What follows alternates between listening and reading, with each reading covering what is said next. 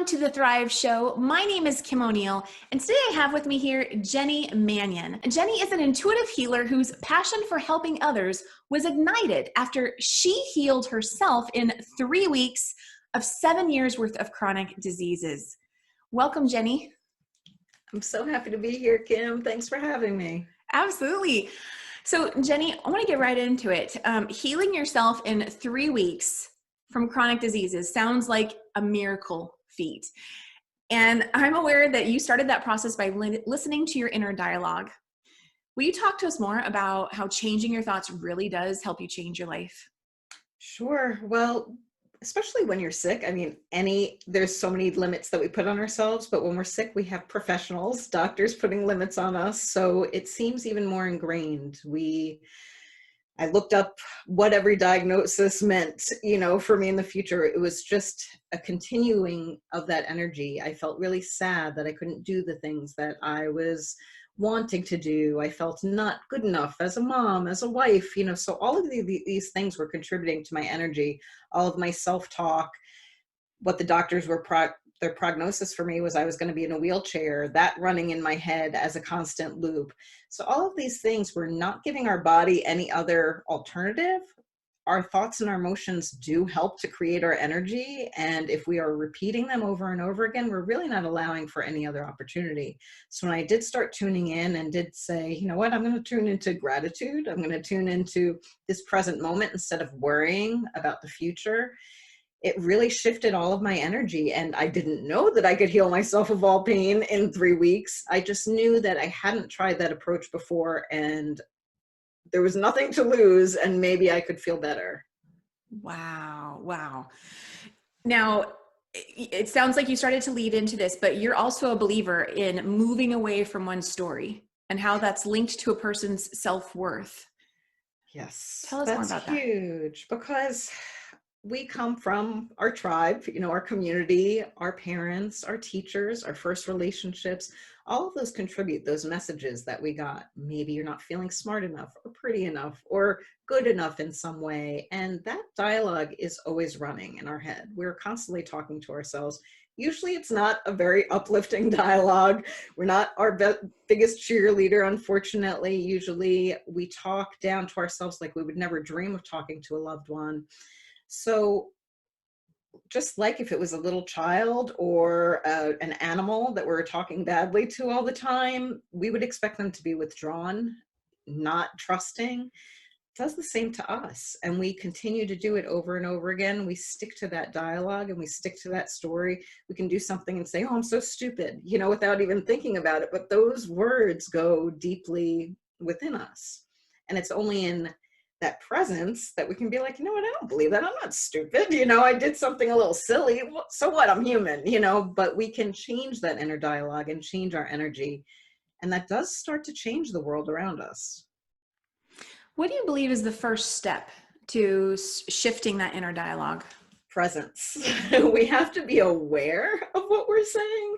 Usually we're in the past, we're in the future, we're kind of everywhere. But I always say that a perfect place to start is the shower, because I know in the past I used to be like running my to-do list and inner dialogues with people and all of these, and did I wash my hair? I don't even know where I've been the last 5 minutes. So instead, like, why not in the shower when you have healing water, the element of water? Get present. What do you want for that day? What are you grateful for? What do you love about yourself? What do you love about someone else? Like, just taking that 5-10 minutes to really get present and start listening to yourself and what you're used to tell yourself, and maybe switching that dialogue to what you would like to tell yourself. And when a person's doing that, how often do you recommend they take time to get in the present moment? Is it once a day, only in the shower? As often as possible.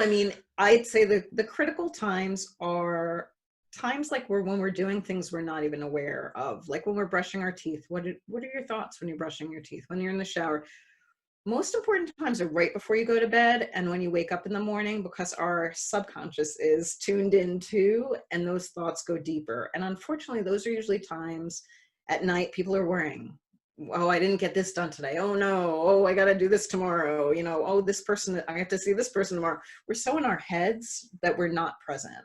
So instead being present, being grateful for yourself for one thing you did do that day, and it's these little things like maybe you made a meal for your child. Maybe you called a friend that you knew was having a tough time.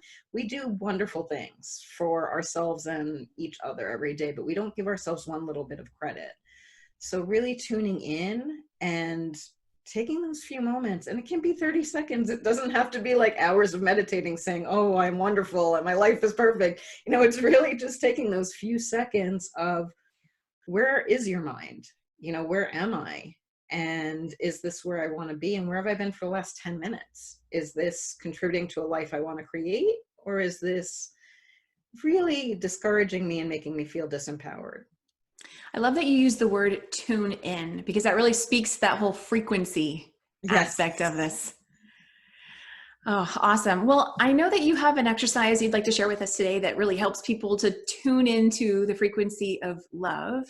Will you share that with us today? And for our audience, they can practice along with us.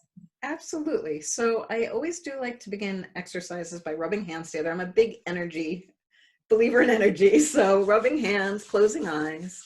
I'm just going to ask that you get present. Feel the seat beneath you. Maybe ask your breath to slow. We could take a breath in together. Breathing in and holding it. Still rubbing your hands. And breathing out. And one more time. Breathing in.